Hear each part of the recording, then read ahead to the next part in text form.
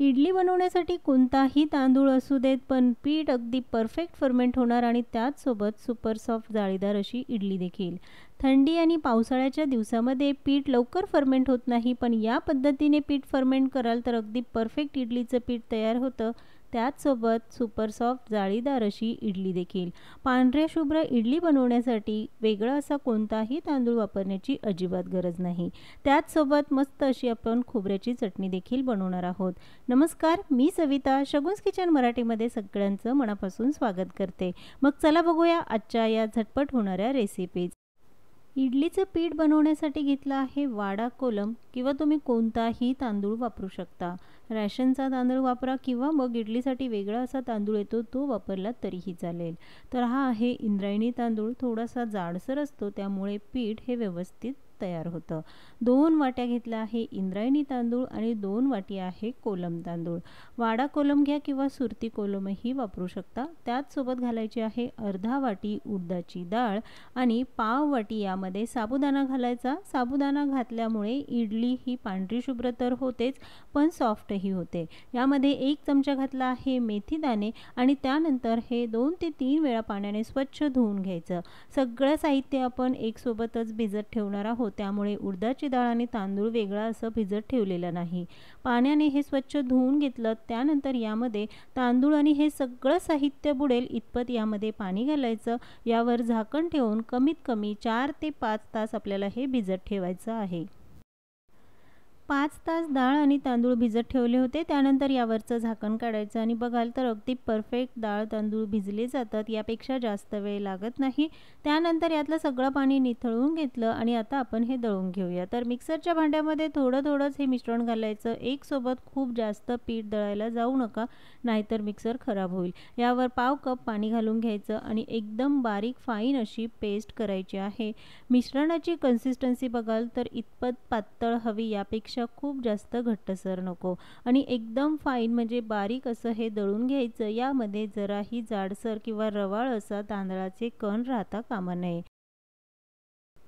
डाळ तांदळाचं हे मिश्रण फर्मेंट होण्यासाठी आपण कुकरमध्ये ठेवणार आहोत. तर कुकरमध्येच हे सगळं मिश्रण लगेच घालून घ्यायचं. तुम्हाला हवं असेल तर एखादं पातेलं किंवा डब्यामध्येही पीठ फर्मेंट करू शकता, पण कुकरची ही ट्रिक एकदा नक्की वापरा. पीठ अगदी परफेक्ट फर्मेंट होतं. अशाच पद्धतीने आपण डाळ आणि तांदूळ दळून घेतले. दळताना मात्र थोडंसं पाणी जरूर घाला, तरच ते पीठ अगदी व्यवस्थित दळलं जातं, नाहीतर थोडंसं रवाळ राहील. याच पद्धतीने अगदी स्मूथ असं हे पीठ आपलं तयार झालं आहे. कुकरमध्ये आता हे सगळं पीठ घालून घेतलं. त्यानंतर हाताने कमीत कमी 5 ते 10 मिनिटं हे चांगलं मिक्स करून घ्यायचं. थंडीच्या दिवसामध्ये इडली डोशासाठीचं बॅटर बनवताना बराच वेळ लागतो, कारण पीठ लवकर फर्मेंट होत नाही. पण या ट्रिक्सने एकदा जरूर ट्राय करा. पीठ अगदी परफेक्ट फर्मेंट होतं, तेही कमी वेळेमध्ये. आता कुकरला झाकण लावायचं आहे. तर कुकरला शिटी आणि रबर तसंच ठेवायचं आणि झाकण लावून घ्यायचं. याला थोडीशी ऊब मिळावी म्हणून इथे मी तागाची गोणी, जी धान्य ठेवण्यासाठी वापरता किंवा आता बऱ्याच घरामध्ये ज्यूटच्या बऱ्याच अशा वस्तू असतात, तर त्यापैकी तुम्ही पिशवीही वापरू शकता. तर ज्यूटचा ही माझ्याकडे गोणी आहे. यावर आपण हे गुंडाळून ठेवूयात. तयार केलेलं हे पीठ 6 ते 7 तास फर्मेंट होण्यासाठी ठेवूया. तुम्हाला हवं तर ओव्हरनाईटही फर्मेंट करू शकता. 7 तासानंतर आपण कुकरचं झाकण उघडून बघितलं तर अगदी परफेक्ट असं हे इडलीचं पीठ फर्मेंट झालं आहे. हे बघा, या पद्धतीने पीठ फर्मेंट कराल तर अगदी पटकन पीठ फर्मेंट होतं. यासाठी तुम्हाला कोणतीही वेगळी ट्रिक वापरण्याची अजिबात गरज नाही. एकदम साध्या आणि सोप्या पद्धतीने पीठ फर्मेंट होतं. पण जर तुमच्याकडे अशी गोणी नसेल, उबदार कपडा नसेल, शॉल किंवा स्वेटरमध्ये देखील कुकर गुंडाळून ठेवा, म्हणजे त्याला छान ऊब मिळेल आणि पीठ लवकर फर्मेंट होईल.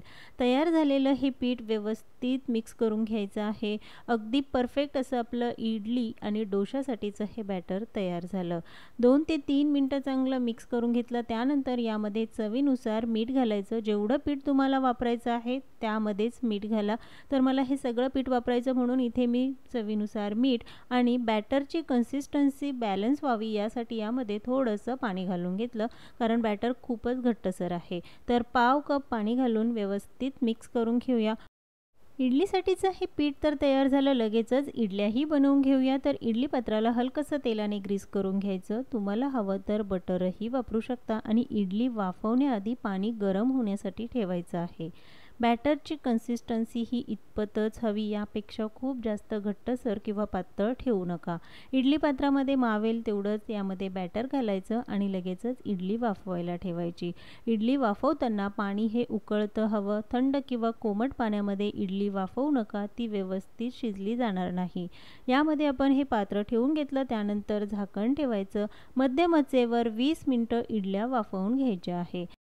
20 मिनिटं इडली तयार होत आहे, तोवर बनवूया इडलीसोबत खाण्यासाठी खोबऱ्याची चटणी. ओल्या नारळाची चटणी बनवण्यासाठी मी पूर्ण ओला नारळ घेतला. तो खोवून घ्या किंवा त्याचे असे काप करून घेतले तरीही चालेल.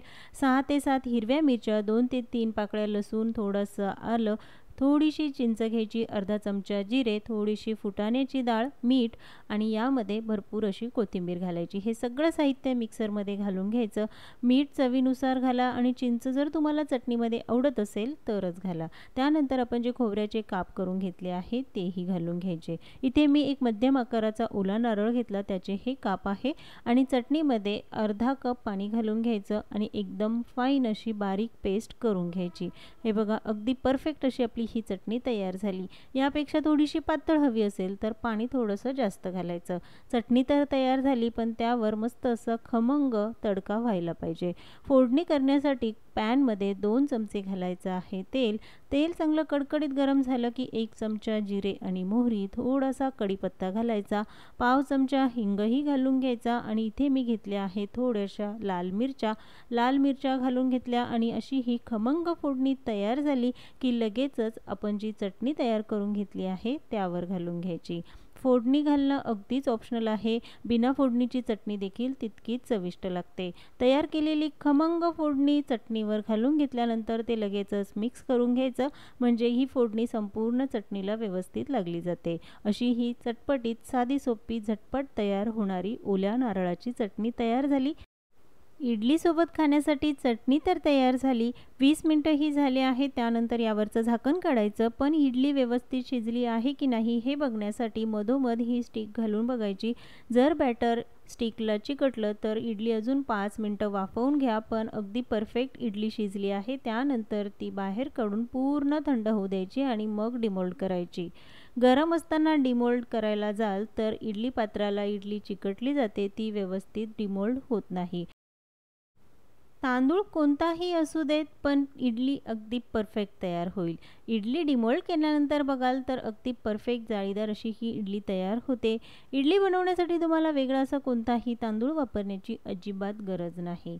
वाडा कोलम असो किंवा इंद्रायणी, दोन्हीही तांदळाच्या इडल्या परफेक्ट जाळीदार आणि मऊ लुसलुशीत तयार होतात.